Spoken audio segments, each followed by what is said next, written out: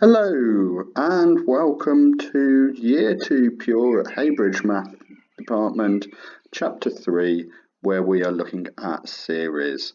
Today we're going to be looking at 3.2, which is arithmetic series.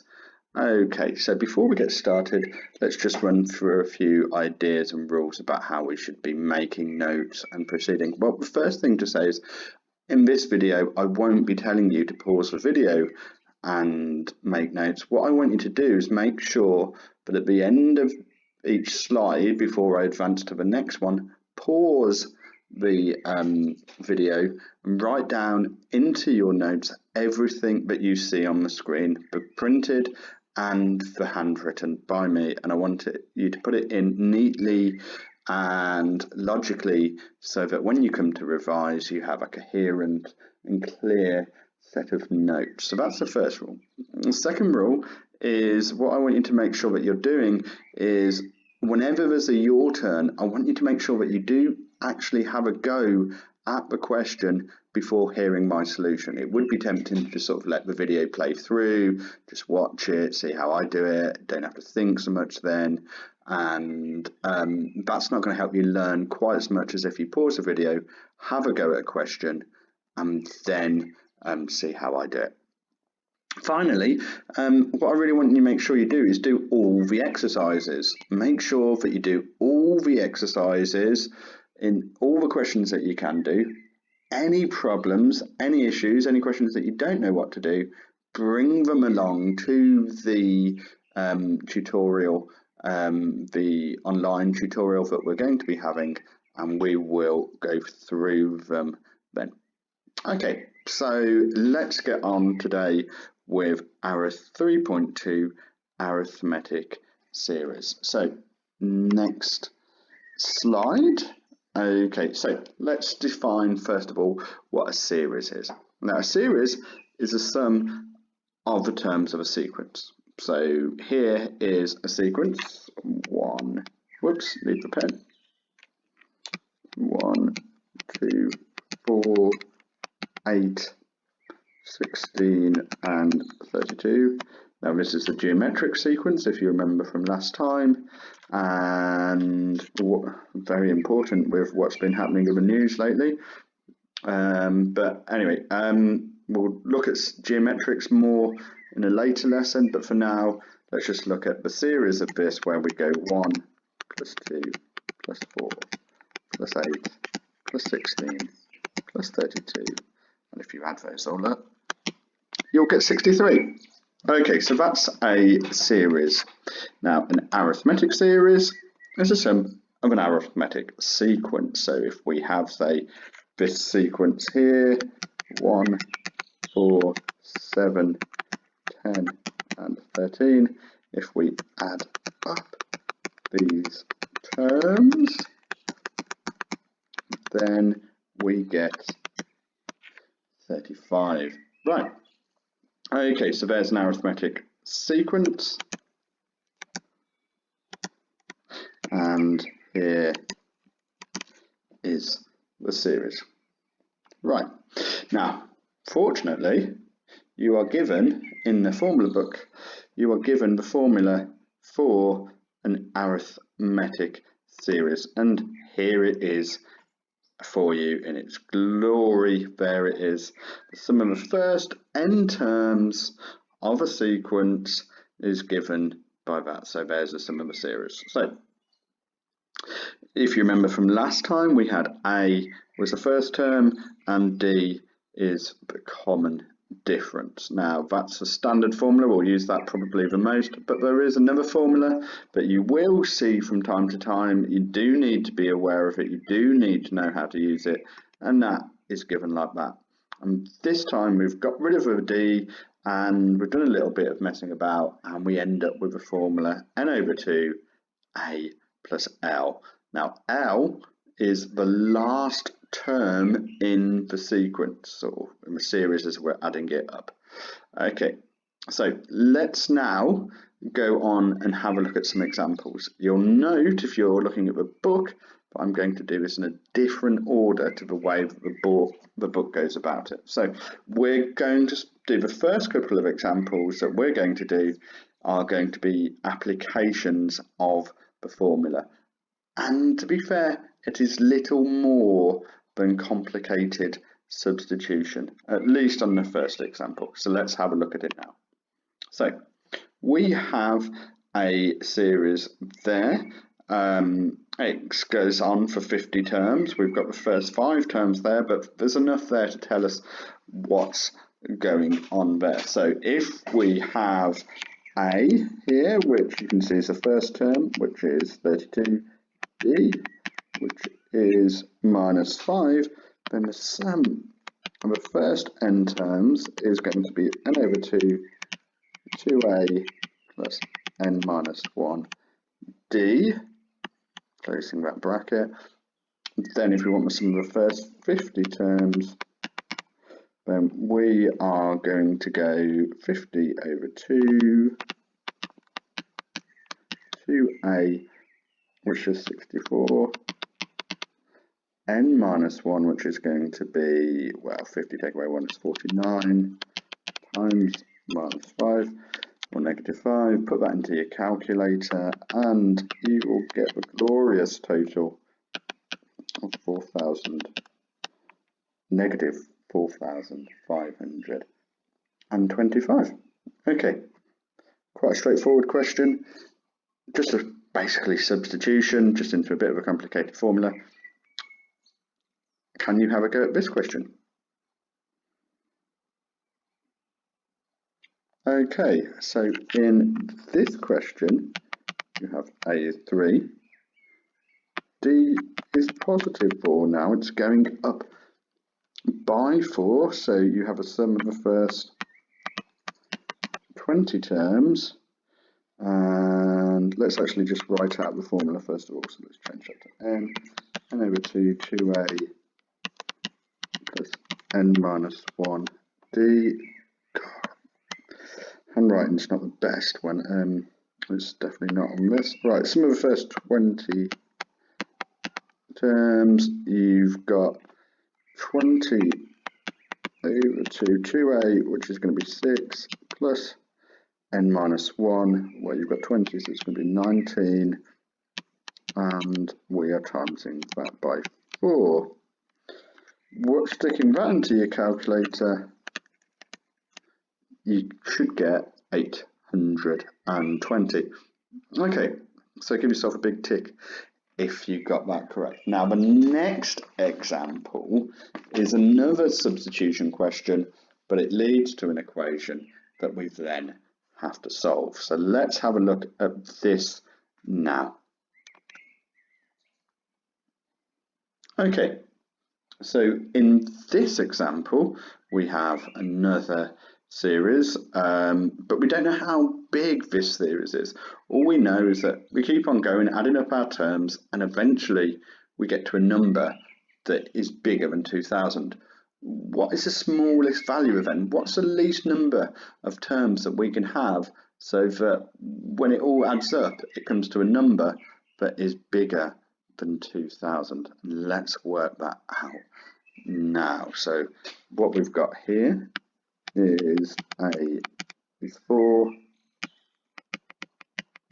D is 5, and we're going to now write down sum of the first n terms, which is n over 2, 2a plus n minus 1 d. Okay, so the first, let's have a look and solve this equation for when it's equal to 2000. So let's solve the equation when it's equal to 2000.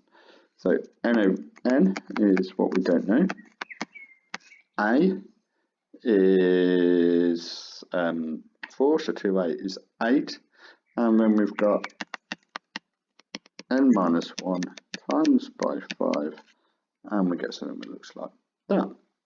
Now, if we bring the 2 up to the other side, we're going to get 4000,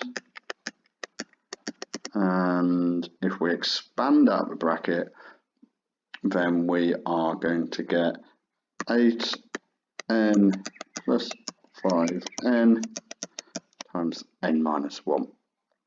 So just brought that n to there and there to both terms. Now, expanding out the second bracket, we're going to get 4,000 equal to 8n plus 5n squared minus 5n. But you've got the 8n and the minus 5n, so you're going to get 3n. Bringing the 4,000 over, we're going to have this lovely quadratic where, let's just write it this way round, so we have 5n squared plus 3n minus 4,000 equal to 0. Right, we're going to plug that into the quadratic formula. Your calculator can do this step for you, and I think you get something like n equals 27.99, or n is minus 28.6. Now, we're talking about terms in a series, so clearly you can't have negative terms, so this one would discard, we'd get rid of this one. Now you can't actually get 27.99 terms, so if it was 27 terms, we'd be just a little under 2,000. If it's 28, then we've hit our 2,000 mark, it's just gone a bit above it, so we say that n equals 28. Right, can you have a go at this question here, please? Right, okay, so this is what you should have got, hopefully. Right, first of all, A is 7, D is 5. Writing down this formula, it's always good form to write down the formula itself. Sn is n over 2, 2a plus n minus 1d. And here we've got, but it's going to exceed 1,000, so we've got 1,000 equals n over 2, 7, so it's 14, plus n minus 1 times by 5, bringing this out, the 2 over to make it 2,000. Expanding out our bracket, we get 2,000 equals 14n plus 5n and minus 1. Now, expanding out again, collecting terms together, you get something like 0 equals 5n squared plus 9n minus 2,000. Plugging this into the quadratic formula, you get n equals 19.1 or n equals minus 20.9. Now, of course, you can't get a negative, as we said last time, so that one is discounted. And we look at this and we go 19.1, so 19 would be a little under 1,000. 20 is the one that's going to take us above. So although 19.1 rounds down to 19, we actually want 20th value there. Okay, right.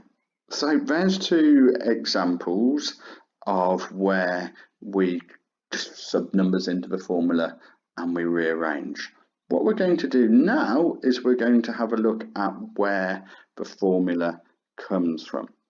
So we're going to start off with an example like this. This is quite a famous example because of a certain German mathematician called Carl Friedrich Gauss, who arguably was the greatest mathematician of all time. He was a genius for his, if you're going to use a word, band a word like genius about, then under anybody's definition, Gauss would come under it. He was so good at maths. He was just like doing maths like that nobody had thought of so he solved a problem to do with geometry that nobody had been able to figure out for a couple of thousand years when he was 17. This guy was brilliant. Now, the story I'm going to tell here is about when he was about eight months, 8 years, I'm not sure, but he was at school and his teacher fancied a bit of a break from his class. I mean, we've all been there. And what his teacher decided to do was set his class add up the first 100 numbers. Just go, what's 1 plus 2 plus 3 plus 4, all the way up to 100. And he said, thought, right, I could have a little snooze and read a newspaper and just get on and just have 40 winks, about keeping busy for half an hour or so, just enough time for a power nap. And so he set the class that, and almost immediately Carl Friedrich Gauss, the annoying student, put his hand up and said, well, the answer is 5,050. Teacher was like, what? I was going to have a nap then. What are you playing at? And Carl Friedrich Gauss explained how he worked it out, and I'm going to show you now how he did it. I don't know if that story is actually true. Is it apocryphal? But it's a nice story, and let's show you how a neat way of working it out. So let's start off with, let's write down the sum of the first 100 terms. So we have 1 plus 2 plus 3. So this is what it means by natural numbers. It just means the whole numbers, the integers that are bigger than 0. So we're just going to add up 1 plus 2 plus 3 plus 4 all the way up to 100. And then what we're going to do is we're going to write the sum out again. So we've got another lot of the sum here, and we're going to write it out again, but we're going to write it backwards to the way that we wrote it last time. So we're going to go 100 plus 99 plus 98. Well, there's 2 pluses there. Plus 97 plus all the way up to 1. And then we're going to add up the two series together. We're going to add them together. It's like simultaneous equations. You're going to add this one to this one, so we're going to add them together. So if we've got one lot of the sum of 100 and add it to another lot of the sum of 100, we get 2 lots of the sum of 100. And then you've got the 1 and 100, so you get 101. So it's those two. And then you've got the 2 and the 99, which makes 101.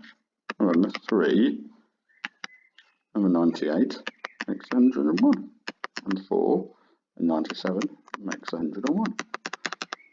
And we keep going until we've got 101. So, how many lots of 101 we've got? And we've got 100. So we have 2 lots of S100, which is going to be 100 times 101. So 2 lots of S100 equals 1000, and then S100 divided by 2, 5050. Bingo! So I'm not exactly sure whether that story about an 8-month-old Gauss is true. It was a very, very, very clever man, did so much for mathematics in so many different areas, too many to list now. Is that story true? I hope it is.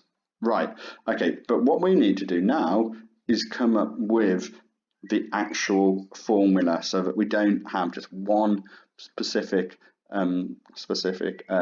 series, but all of them there that we can work out. So let's do that now. Okay, so here we're going to prove this formula here. So if we say that the sum of the first n terms is a plus d, because If you remember from last time, you had the first one and then the next one was the first one plus a common difference, plus A plus 2 lots of D, plus, and we keep going until we get up to A plus n minus 1 lots of D, because you've always got to go one less. If you remember from a number of series, the value of n, you've got to go one less than this, if you remember from last lesson. So like last time, we are going to rewrite our sum of the first n terms, but we're going to write it backwards again. So we're going to write a plus n minus 1d. It doesn't quite line up. Then the term before n minus 1 lots of d, n minus 1 lots of d, is going to be a, because that's always there. It's going to be n minus 2 lots of d plus a plus, now the term before n minus 2 lots of d, n minus 3 lots of d.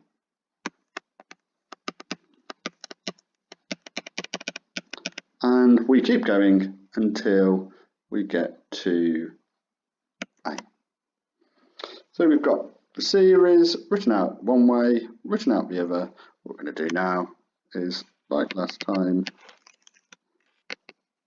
add them together. So you've got 2 lots of Sn. And then, if you've got a plus n minus 1 lots of d, you've got 2a plus n minus 1 lots of d. And on the next one, if you've got a plus d, well, you're going to get your 2a. And if you've got n minus 2 lots of d, and you add on 1 lot of d to n minus 2 lots of d, so n minus 2 plus 1, you're going to get n minus 1 plus 2a plus, so we're looking at this one now, so you've got 2 lots of d plus n minus 3 lots of it, so 2 plus n minus 3 is going to be n minus 1 lots of d. Let's get that ellipsis in. And the last one, you've got 2a plus n minus 1d. Got there. Right, so how many lots of n2a plus n minus 1 lots of d have we got? N lots, because we've done this n times. So you've got, let's just make it a bit longer. So you've got 2Sn is n times 2a plus n minus 1d. So n, Sn, I should say, is n over 2, 2a plus n minus 1d. That is a proof that I do think you ought to know. So do make sure you learn that proof, understand where it's coming from, and it is something that I think you could be expected to replicate. Okay, so that's enough of the examples. What I would like you to do now is obviously pause, make the notes, can go back and check everything, and then when everything's in place, have a go at exercise 3B. I'd like you to do that fully, bring any problems, any issues to the tutorial. Thank you very much.